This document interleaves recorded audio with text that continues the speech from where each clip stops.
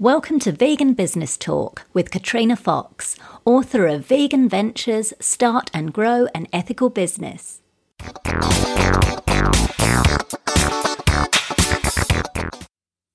Hello and welcome to episode 78 of Vegan Business Talk. I'm Katrina Fox, journalist, author, media and PR coach, copywriter, editor and proofreader, and founder of Vegan Business Media, content, events and training platform providing success tips for vegan business owners and entrepreneurs. In this episode, I interview Cynthia King, founder and executive director of Cynthia King Dance Studio, located in Brooklyn, New York. The vegan studio has been a vital part of Brooklyn's rich dance culture for more than 15 years. In 2014, after nearly 2 decades of presenting dance works in Flatbush, Cynthia opened her new studio and performance space in the heart of the neighbourhood. Having danced professionally since 1978 and taught since 1986 in both public and private schools, Cynthia and the studio have become staples in the local community, supporting a wide variety of civic and educational organisations. In May 2015, she received the prestigious Boston Conservatory Distinguished Alumni Award, one of many acknowledgements for her work. Later that year, she established the Cynthia King Humane Artist Scholarship, which is awarded to an incoming Boston Conservatory student who embodies compassionate living. In addition to running her dance studio, which offers a range of classes for both children and adults on vegan principles, Cynthia is the creator of the Cynthia King Vegan Ballet Slippers, her signature line of cruelty-free ballet shoes. These are worn by compassionate dancers from across the globe and have been seen on the feet of Natalie Portman and Emily Deschanel. In this interview, Cynthia talks about how she weaves her vegan ethics into the business to influence students, parents and staff, advice for vegan actors, dancers and other entertainers on how to navigate show business, especially if you're asked to wear animal-based fashions, how being an active part of the local community has been a key factor in her success, the challenges she faced when moving studios and how she handled them, why being positioned as the more expensive end of your market can be beneficial, how she handles pushback from students or parents who complain about not being able to bring animal products, including food and leather shoes, into the studio, how standing your ground despite being perceived as difficult can be advantageous to your business, particularly in the long run, and much more. Here's the interview with Cynthia King of Cynthia King Dance Studio. Hello, Cynthia. Thank you for joining me today. Well, thank you for having me. I'm excited to share about my business and work. Yeah, and I love it because your business and your work is so creative. You know, it's in dance. And actually my degree, which I did many, many years ago back in London in the UK, is in performance art. And my first year I majored in dance. So I'm absolutely love dance. So I'm really excited to have you on the show to talk about your journey. So you've been a professional dancer, then a dance tutor as well. So you've been involved in dance for, I think, nearly 40 years on a professional basis. And you've run, your Cynthia King Dance Studio for, I think, about 16 years now. Tell us about your why. Why do you do what you do? Well, I did start dancing as a child, and I just really loved it, and always just loved it so much that when it came time to, think about doing other things or, quote, practical things, there was really nothing I wanted to do as much. So I just kept going. I just didn't want to stop doing it, basically. And, whenever I thought of doing other things, it didn't really appeal to me. So I knew if I just kept going, I just put one foot in front of the other, really. I just didn't have to stop, luckily. So, it was just the passion for what I was doing and not a real passion for something else. So, I that's really what I did. I just kept doing it. I just didn't stop. Wonderful for everyone that's involved in that. What about with starting the business, with starting your own studio? What was your why for doing that? Because that's quite a transition from, being a working professional dancer, maybe working in other people's companies, maybe to actually starting your own studio. What was your why for doing that? Well, actually, you don't perform forever, and as you age, within the dance world, I was always looking for everything that there was that included dance that was not necessarily still performing. I had some kids, some children, and so I was sort of anchored in my neighborhood more. I wasn't going to travel anymore, and actually, the tragedy of 9/11 had an influence in me starting my business, because when the Twin Towers were destroyed and 9/11 happened here in New York City, a lot of transportation changed, and I had been teaching outside of the neighborhood. And after that happened, I wanted to stay closer to home. It was a very traumatic event to be in New York when that happened, and so I just wanted to stay close to my home. My kids were young, and so I found a spot right close to my house so that I could stay local. And that was really one of the a strong impetus for opening the business. Got it. And I noticed when I was doing my research, you're very much a community-based dance organisation. You really create a lot of stuff that's happening with classes and performances. And I got, even just from reading on the website, I get a real kind of feel that you're absolutely part of the Brooklyn community in New York City. Yes, well, we serve so many families and kids. And we are, Brooklyn is a great, amazing borough. So there's parks and playgrounds and street fairs and arts events, and we participate in everything that's around us. So it's that kind of, dance world. You don't dance just by yourself. You have to be out there with other people. Absolutely. So can you talk about when you first started up your dance studio, Cynthia? What were some of the key challenges? Well, I really didn't know much about, business, really. I actually had a studio before for a couple of years, in a different place, but, it was just, for fun. It wasn't really a business. So I didn't really know much about business. So a lot of the challenges, came with just having to find out as you go. Like, I opened the business and then found out things like, you have to pay for your own carting, the garbage to be picked up, like little things like that. I just had to learn as I went. So, it was a lot of just, hit or miss and trial and error. But, it was actually fun. So I know it was a challenge, but I actually really enjoyed that kind of stuff. So I liked finding out all the things I needed to find out. And, it was a challenge in that, it was work, but it was something I really enjoyed. So, that just kind of unfolded, Got it. So you literally learned on the job, the kind of the business aspect. Yes. Yeah. Yes. And, it is, of course, a challenge in the beginning to make money. That's a challenge. But, I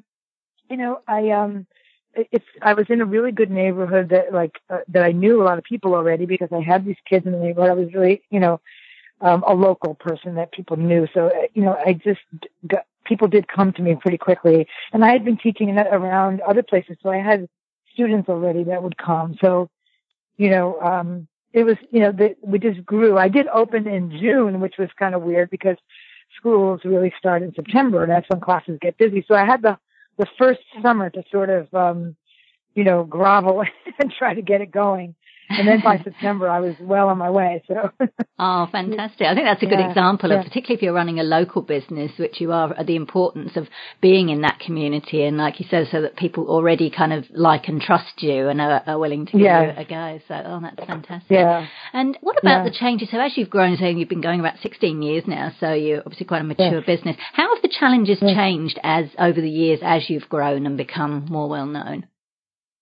Well, one of the main challenges really was space, because here, in New York, space is expensive, and that's really all you need for dance is just to have a big space. Yeah. So, as I grew, I ran out of space very quickly. And, at first I expanded into a space next door to me, but it didn't really work because it was like having another small space. It wasn't like having one big one, you know. So so the challenge was really building the new place, finding the right spot and building the new place. And that's where I really had to, you know, I used money that I had already made. I got one loan. I know you asked about funding for these projects, but I had a line of credit basically, and I didn't tap into it as much as I expected, but I had been saving up money from the business in order to expand. So then I found an empty warehouse that was completely raw space, and I was able to design my own space, which is an absolute dream in life to be able to do that, you know. So, but I was about 20 blocks from my original space, but in New York City, 20 blocks is a completely different neighborhood, you know. So it was really a challenge. That was a challenge to keep the people that I had as loyal people and families, and then to build with new families as well. So, right. The new neighborhood was a very different demographic. The first one I opened was in, you know, a neighborhood, a very middle class neighborhood where people had income. Even during the decline in the economy, my business was booming. So then when I moved to a new neighborhood, the families are not as well off, and it was more of a challenge to, you know, break down the fees further and, you know, offer discounts and things like that to get families in. Right. So what happened with that? So you had that new place, and then what happened with that? Did you close one of your places and then consolidate? How did that sort of work? Yes. Well, I had both of them running, and, you know, the original spot and the new big spot. And I was really miserable going back and forth because I'm pretty hands-on and I like to be there every single day and involved with everything that's happening. And so after between a year and two, I closed the original and just consolidated everybody in the new space. But just recently, I thought to myself that I kind of wish I had held on a little bit longer because I think I could have. There's people now that want more days work that I don't have as many. You know, I feel like if I had just been able to hold out, and I could have probably kept both of them going. And the original one is still, you know, in a good location that, you know, I think I was just so exhausted from doing both. Right. You know, I just wanted to just be finished with the first place. Yeah. And it's not the kind of, you know, and it's not the kind of space I like, because the new one is just spectacular and beautiful. Wow. So, you know, it is what it is. Yeah. It's only recently that I thought to myself, I wonder if I could have stuck that out, you know.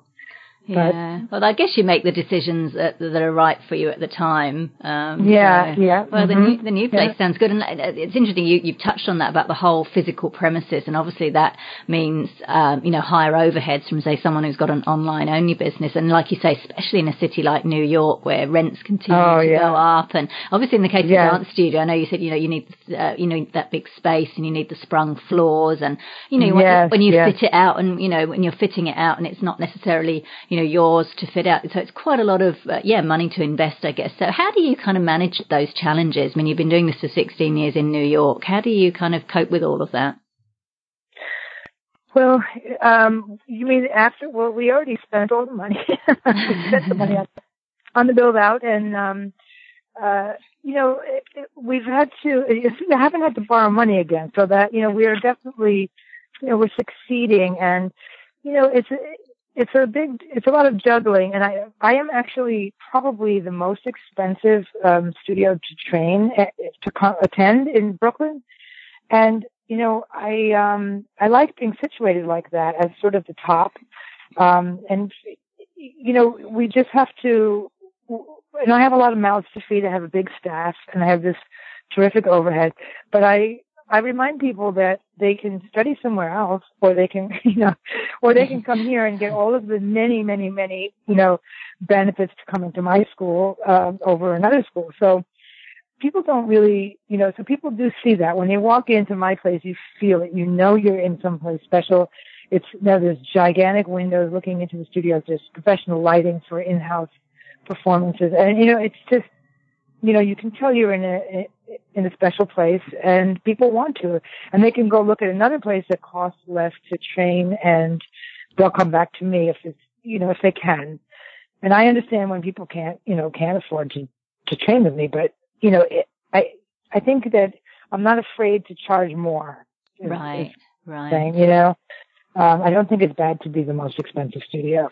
For sure, and especially like you said, you really add value. Like I had a look and I looked through your schedule and I actually thought they were really quite, like for what you're offering, I thought that's actually really quite reasonable, especially like, I think they get to do, like you add on these bonuses, like I think some of your students get to do like summer classes. It's all in, I'm like, wow, she doesn't even charge extra. That's like really cool. So I actually thought I could really feel the value.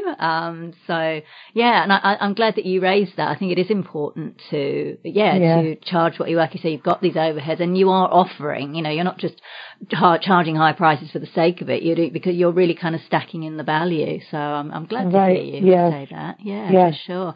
Now, as well as the classes and your dance programs, you also sell vegan ballet slippers, which is so cool. Now, obviously, having a product line, I mean, that's kind of a business in and of itself. So I'm kind of curious, why did you decide to introduce a product line, and what have been some of the challenges with balancing that and the dance business? Well, it is definitely it's a different business. They operate out of the same place, but they're two different businesses. And, I being vegan, I couldn't really in good conscience recommend a shoe to my students if it was a leather shoe or it had leather on it. So I had been wearing this old pair of ballet slippers that were from Australia, from a place called Vegan Wears, which is no longer there. Can you remember that? Yeah, Vegan Wears. They're still going. Yes. I think they're in Melbourne. I think they moved. But they don't make the shoes. They don't make the shoes. They had this funny. It was a kind of a funny little plastic. It was like almost a plastic funny shoe. But being an adult, my feet didn't grow, and I wore them for a long time. And they were very expensive to have. They were like $100 to have them shipped here and made, and And I thought, my students aren't going to pay that, and they're not, and I don't have any shoe I can recommend. So I decided to try to figure out, and I knew nothing about the shoe business at all. And so I just pounded the pavement in the city. I went from fabric place to textile place in Midtown and tried to find a material that I thought would work for the sole of the shoe.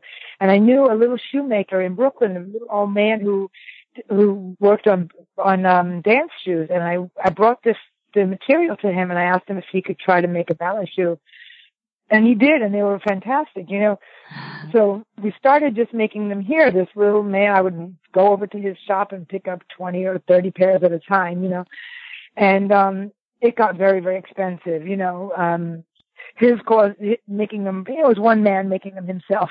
Right. It was very hard to grow.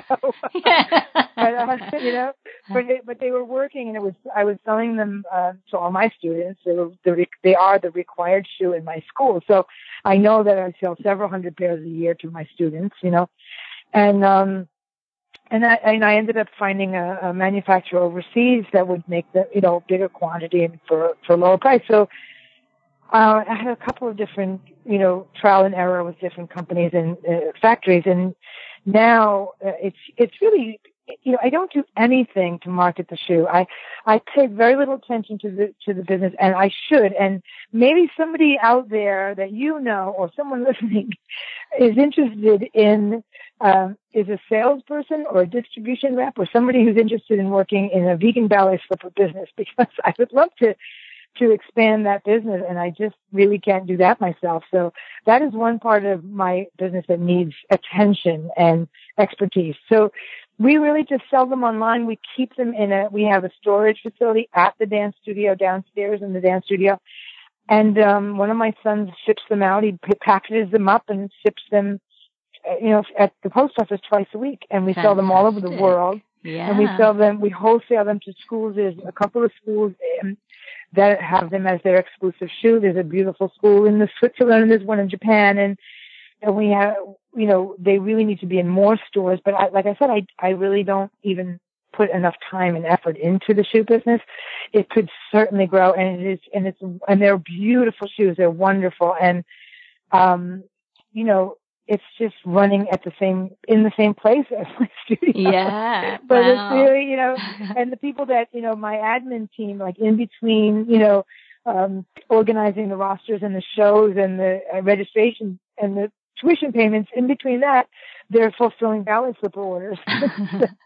So, wow. There's quite a lot going on at the studio. It certainly is. I can picture it in my mind. It's a very hustling, bustling studio. But isn't that lovely that you've literally created a product that's selling itself? I mean, that's kind of it's kind of, I guess, what we call a high quality problem to have. It's like, it is. Yeah, like I know you type in vegan ballet slippers, vegan ballet shoes on Google, and you immediately come up. And I've seen your shoes. They're actually in a Sydney dance store here. Actually, I was so happy to see them. And I think I said to I said, oh, it's fantastic. You've got these vegan ballet slippers. That's wonderful. So I did kind of plant the seed. So that's really cool. So, well, look, if anyone's listening and they're, keen to get involved, we can, try and connect you. Contact me. Yes. Fantastic. Now, you mentioned, Cynthia, that you've got quite a few staff. So you've got teachers that work with you, and you've got your admin staff. So how do you kind of manage that? And how do you kind of go about finding and keeping those experienced and motivated staff? Well, I do.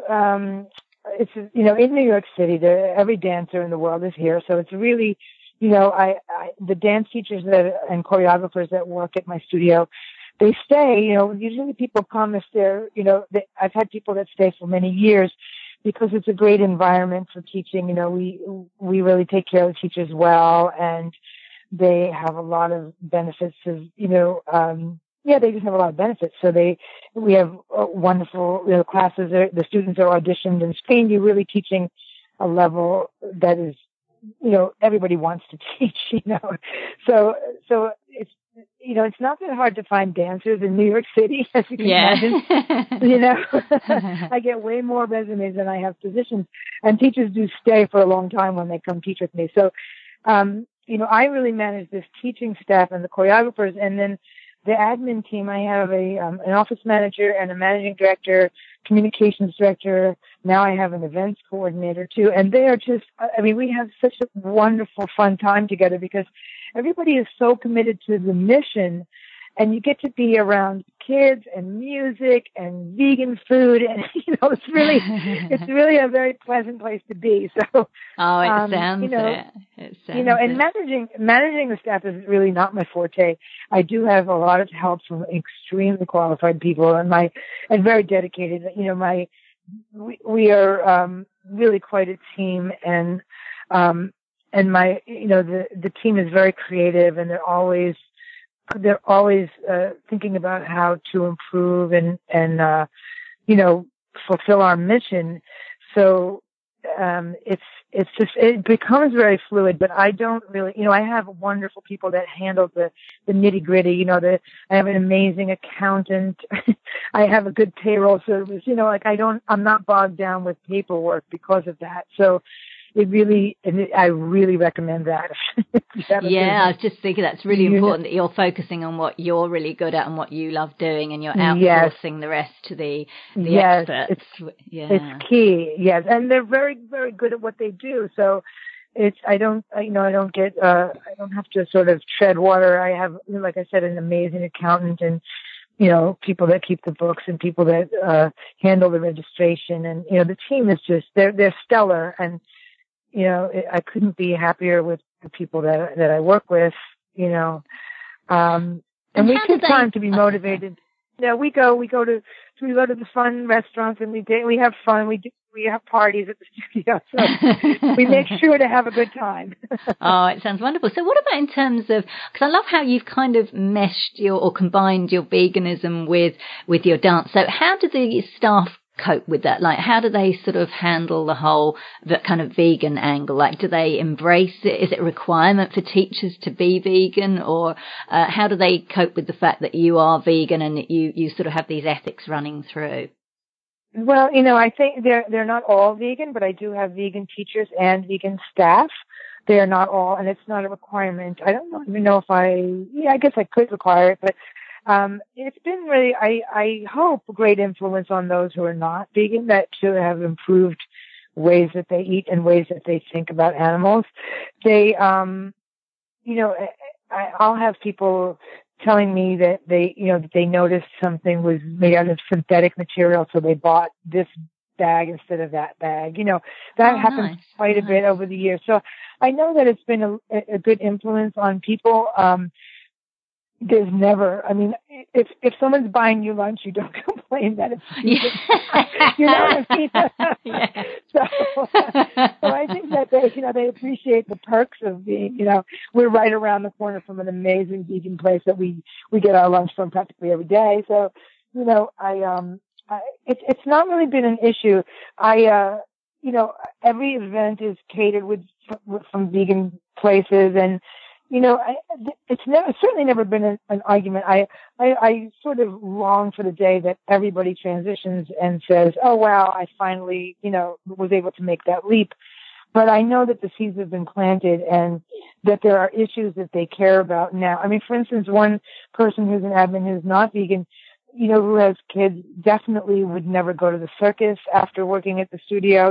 So those kinds of changes I do pay attention to. That are not necessarily, you're not necessarily vegan, but you're not taking your kid to the, not to support the circus, and you probably will tell your friends that, no, we're not going to go to the circus for this reason. So I think the seeds are planted everywhere. Love that. That's brilliant. Yeah. That's so lovely. And you wouldn't normally think that, you go to a dance studio and you learn not to take your kids to the studio. I think that's wonderful the way you're able to do that in such a positive way as well. Like you say, you're giving them amazingly delicious food to eat, and, you're not kind of shouting at them, ranting and raving at them. And I love the fact that you require, like, the slippers are required. So is there any pushback there from, say, parents or anything in regards to the ballet slippers being required, or not really? Well, usually what we say is, Miss King has her own signature line of shoes, so that's the required shoe. So before they even know they're vegan, they know that it's a required shoe because it's my signature shoe. So of course, got it. And honestly, and another thing I just want to mention, all around the studio there are posters and literature about veganism and animal rights causes. So, anybody who works in the studio is exposed, or goes to the studio is exposed to many, many, many issues, the rodeo and Canada Goose and all kinds of things. And, in terms of the shoes, being required, we are a vegan studio. So vegan shoes for every class are required, whether they're sneakers or tap shoes or ballet shoes or point shoes. That's the requirement because it's a vegan studio, and no non-vegan food is allowed in the studio, and no fur coats, etc. So in terms of pushback, there have been people that have rolled their eyes and said, and maybe grumbled, but I really don't care, to tell you the truth, because you still have to wear my shoe if you want to come to my school. So it's happened before that people have said, and there's every once in a while people show up for the first day, they haven't been paying attention, and the child is wearing leather shoes. And we say, oh, you can't wear those shoes. And they will say, well, we already have these shoes. I say, well, I'm sorry, you have to wear, we don't allow leather shoes in the dance studio. And then, there's literature there as to why and where it comes from, So occasionally I have had pushback. It does not bother me. It's just like, hey, there are other studios, but you want to study here. This is the rules, Other studios might not even make you pull your hair. I've heard some that don't make you pull your hair back in a bun. Well, you can go there too. In my school, you have to dress like this. If you want to study here, you do what we do. And that's what we're teaching your kids, and that's what we're teaching you. If you want to do this, this is how you do it, Fantastic. So I really don't care. I've got balls. What can I tell you? That's amazing. That's so brilliant. It's like you've got a little activist hub going on there. That's so awesome. I didn't realise you did that to that. So, because one of my questions that I ask everybody is, their use of the word vegan and how much they use it, or do they perhaps shy away from it? And you obviously absolutely don't. You're like, it's a vegan studio and this is how we do things. I absolutely love that. And that you're being successful with it. I think that's really inspirational. Yeah, I do sometimes, like with the shoe, I'll say that I use the word cruelty-free on the shoe a lot, because I just think that something about cruelty-free. What I like when the shoe is being marketed to people that probably likely have not even thought about where their shoe material comes from. There are many dancers across the country that are not, maybe not as enlightened as people from other parts of the country. So, I think the word cruelty-free is good because it has the word cruelty in it. So they have to know what we're talking about. It's not like, because vegans sometimes can sometimes it works great, and sometimes I think saying cruelty-free is a great way to point to why these shoes are the way they are, and I do use the word, I don't always say this is a vegan studio, but if it comes up and someone brings in, wants to bring in their McDonald's bag, they're not allowed to do that. And then we explain why. And we give them a list of things they can bring in. Like I do say, you can't bring food in, but you can bring this food. I have a little list. I start out by just saying no, and then I say, well, you can bring this, So, yeah, and the other thing is in my school, just to when I say it's a vegan studio, it's also we're very politically vocal. We do the pieces that the students dance. I have pieces of choreography in which the dancers are put in they're put in a cage, and they're young dancers, very young dancers, little small children with little small cute tutus, and they're crammed into a cage to enact a battery cage. It's a piece where they're reaching through, the rungs. If you saw it on my website, maybe they're, reaching through the rungs of the cage. So, and people want to be in those dances. It's not even if the parents are not vegan, they might even be rolling their eyes, but they want their kids to get picked to be in this work, So there, and I do a lot of pieces that have themes that are, maybe not typical of other studios. So, those issues we talk about, and like I said, even if the parents are not on board with the kids really want to be in those pieces, and that's one great way to expose the families to the material, because they want their kids to be in the piece. Absolutely. Wow. Then they have to learn, well, this is what it's about, and I've already taught your child what a battery cage is. So now you have to learn what it is too, Fantastic. Wow, that's so good. And what I love as well, I noticed that you do something really cool. I think you're in the Boston Conservatory alumni, and you established a scholarship for a humane scholarship for a vegan or a student who embraces cruelty-free living. That's so cool. Tell us a little bit about that. Yeah, well, it was, I haven't done it this year. I did it the year before. And I thought it was great to also, to bring out the subject. They have the listing of all of the different scholarships for different things, and that's my alma mater. And a couple of years ago, 2 years ago, I received an award from them.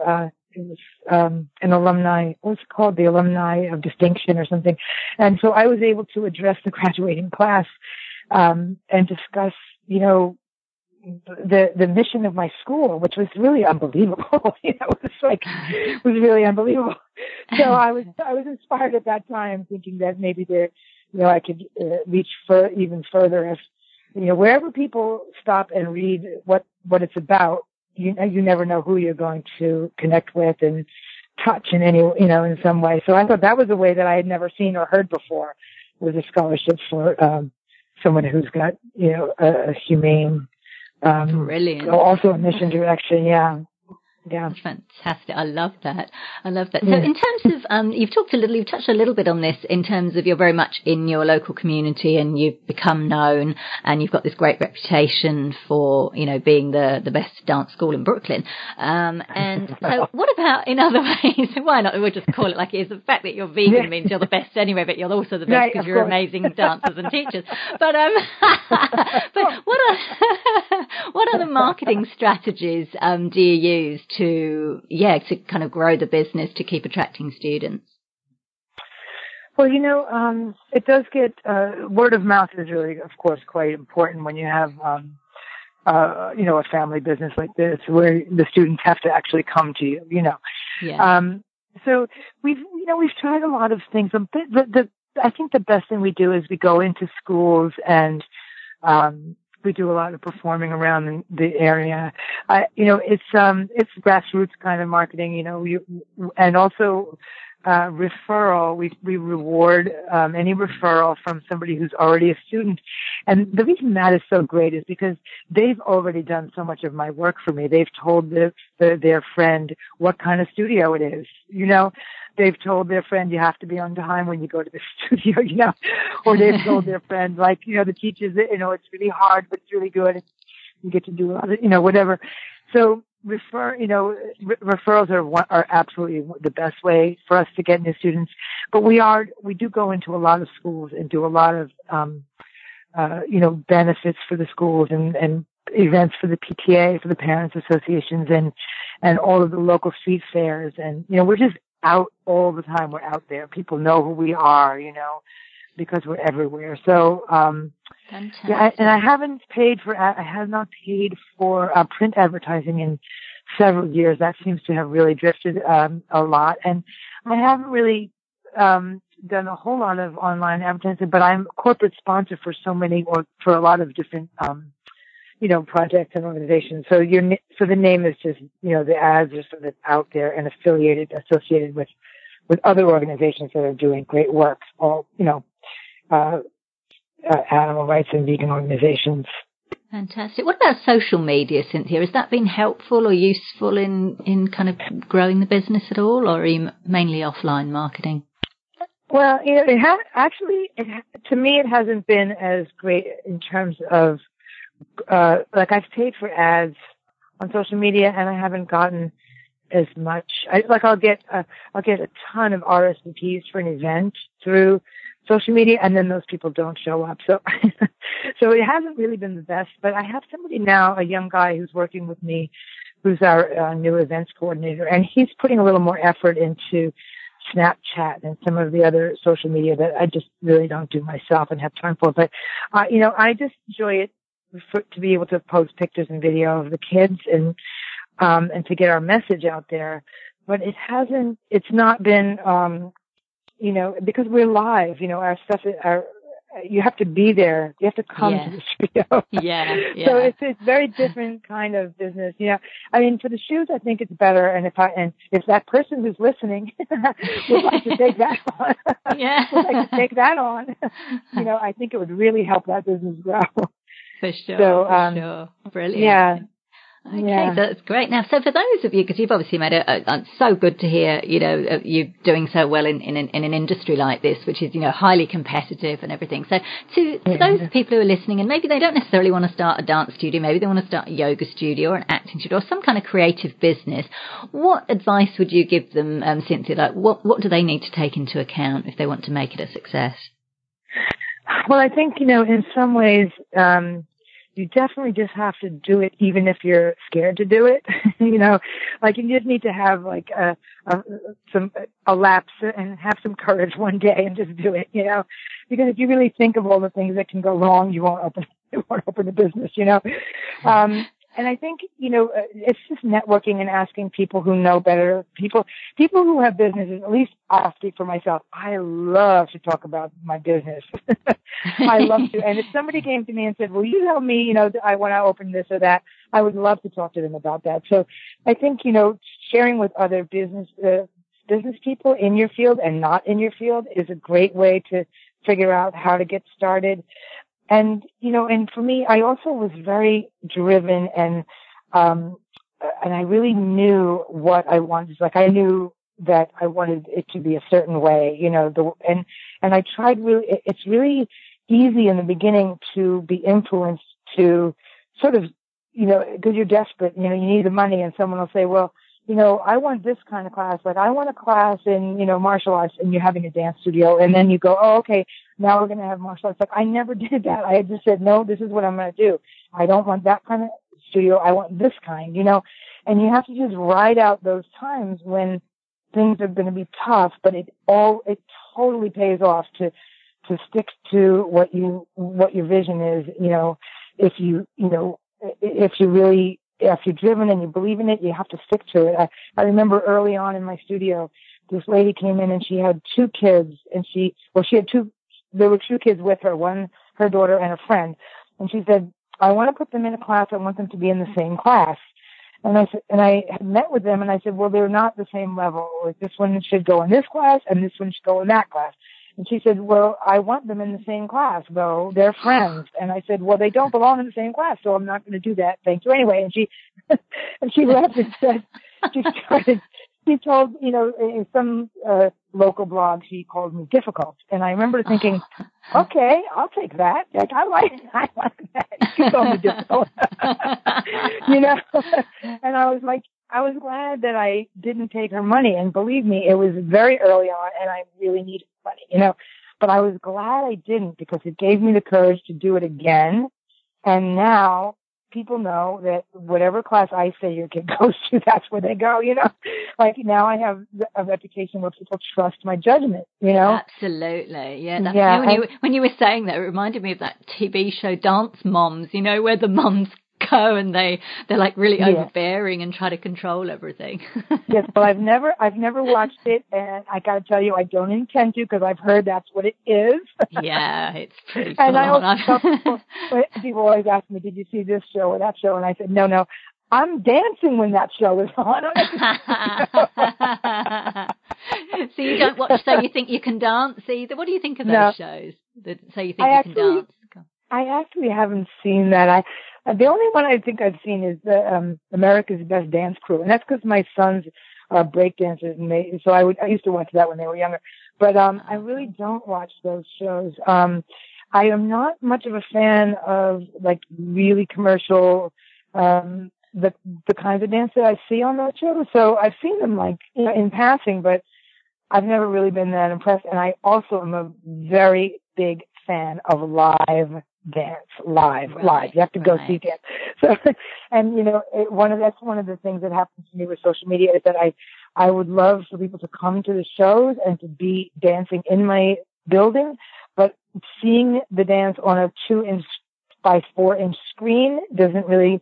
That's not really what I'm there to promote. I'm there to promote your body coming into my space and dancing with me, and actually coming. You have to actually do it. You can't watch it. You have to do it, So, I've seen those shows. I'm really usually busy in the evening, so I don't really watch those shows. Yeah. No, fair enough. I love the advice that you shared, particularly like you say when you're maybe just starting out and like you say money's a bit tough, but it's not worth it to really kind of sell out your kind of principles or your integrity. So I think that's a really important message to share. So I'm really, really glad you shared that. So we're getting towards wrapping up, but I'm just curious. So I know we're talking about, people maybe wanting to start up their own studio or their own businesses, but also like in say the dance world, because you've been in the dance world for so long, I'm just wondering whether you've got any tips for vegan dancers who are, maybe they're just kind of starting out or they're working in the industry, so they're going to auditions for this and that. And maybe they're going to be asked to wear leather shoes or wool outfits or even fur, as part of the costumes.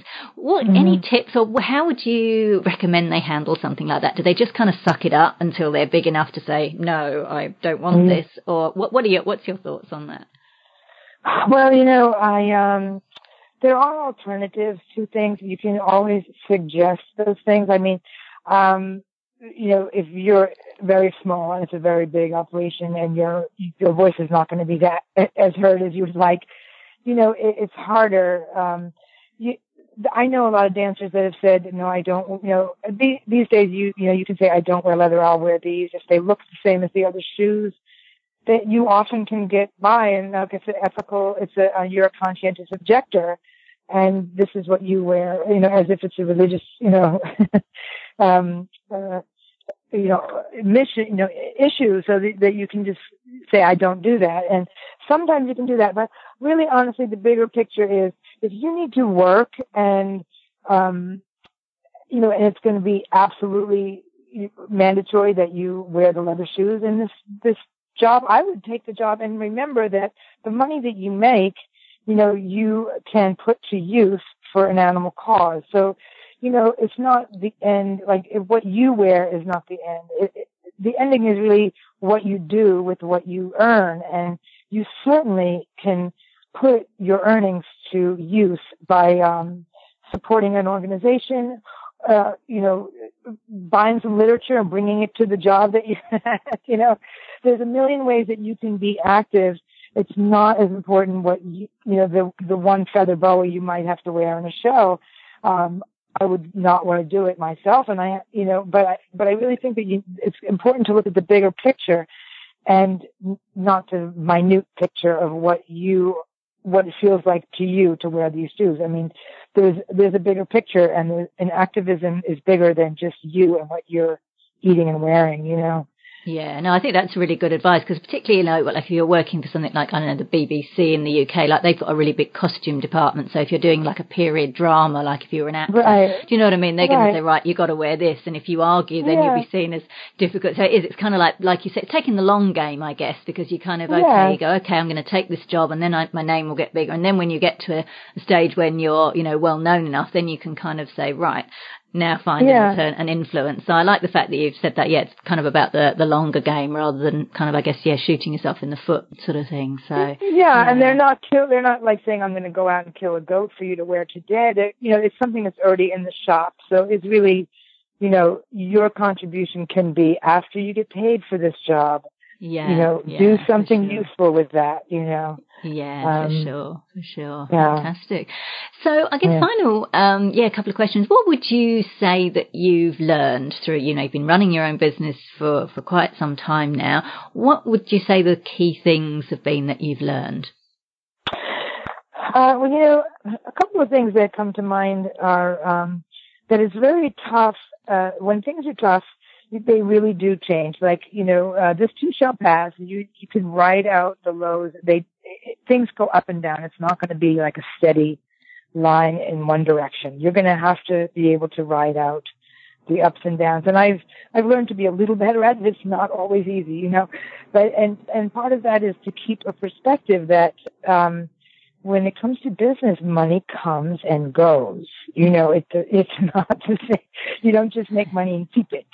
You know, it's like it comes and it goes. And you know, I really have learned that it's like that.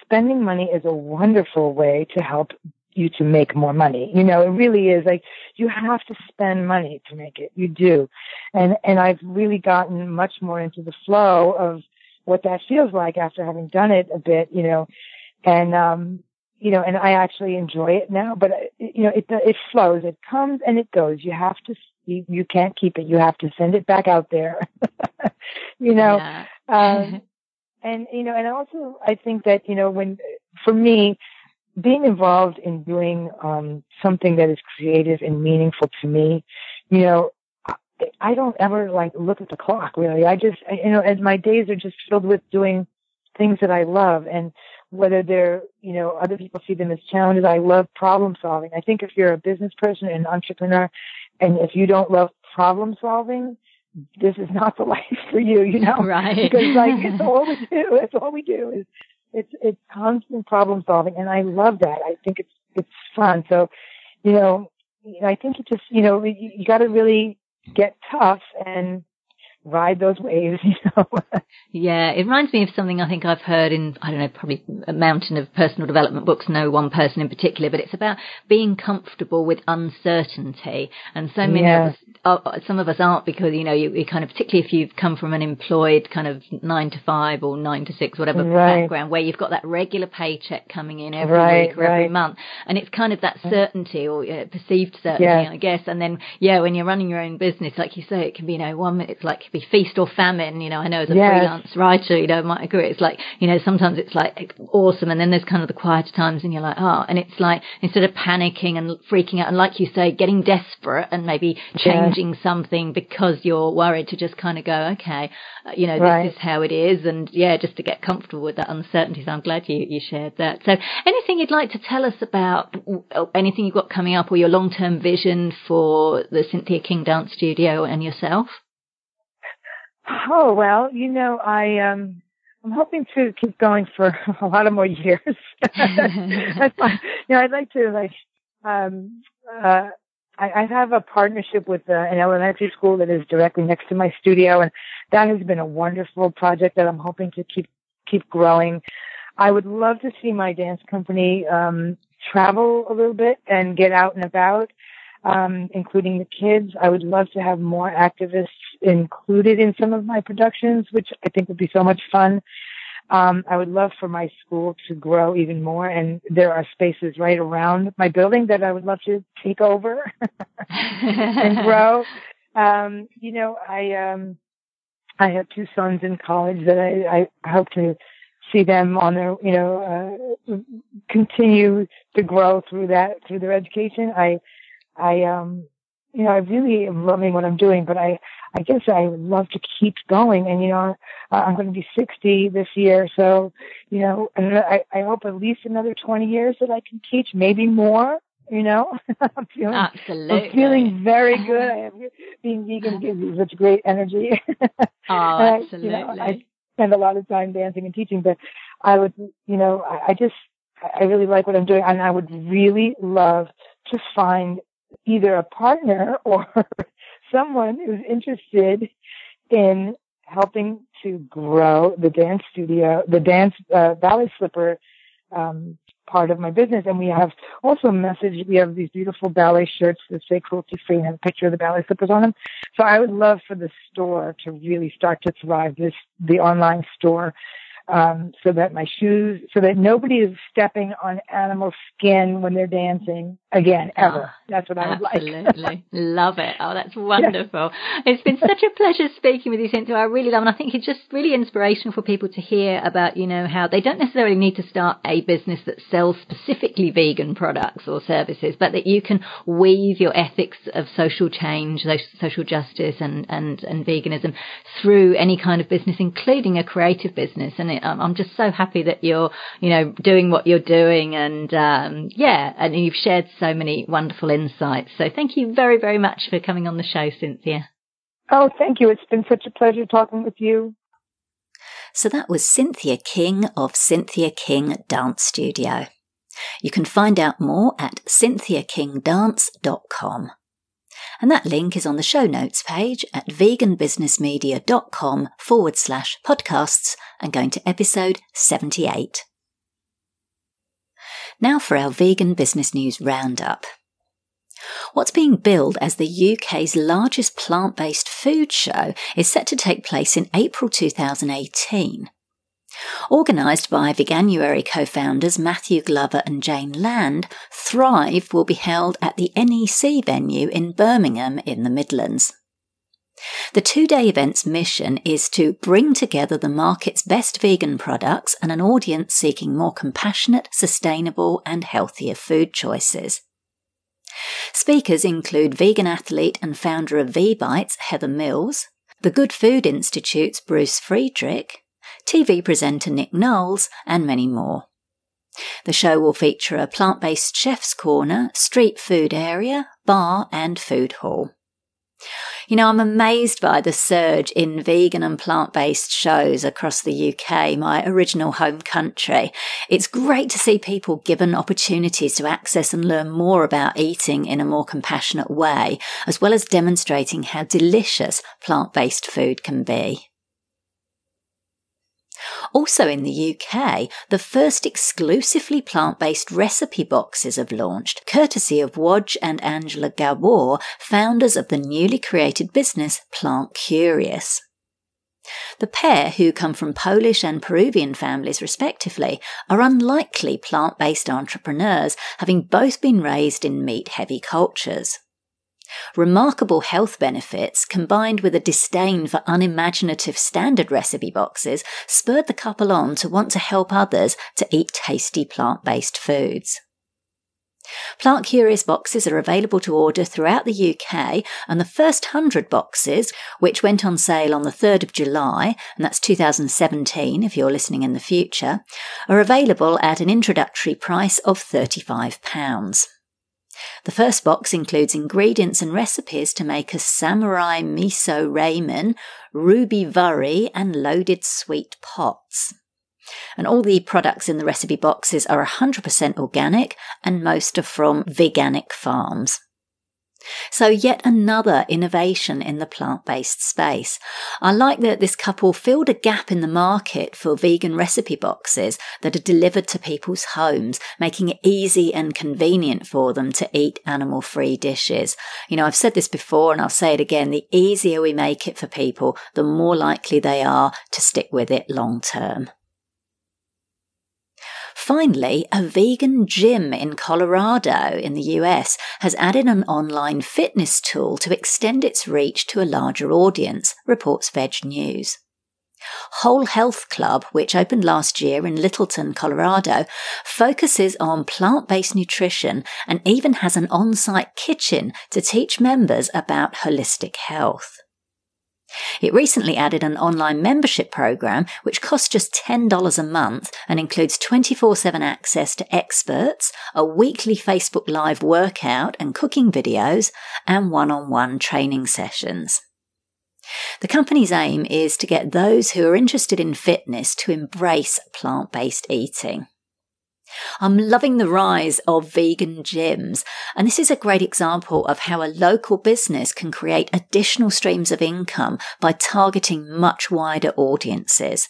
So have a think about whether that's something that you can do in your business. So that's it for this episode of Vegan Business Talk. Thank you so much for tuning in. If you enjoyed the show, I'd really appreciate it if you gave it a review and rating on iTunes or any other platform you're listening on. Finally, I encourage you to head over to veganbusinessmedia.com, where you can find more resources, including details of my media and PR consultations, copywriting, editing and proofreading services to help you grow your vegan business. I'm Katrina Fox, author of Vegan Ventures, Start and Grow an Ethical Business, and I look forward to catching up with you in the next episode of Vegan Business Talk. Bye for now.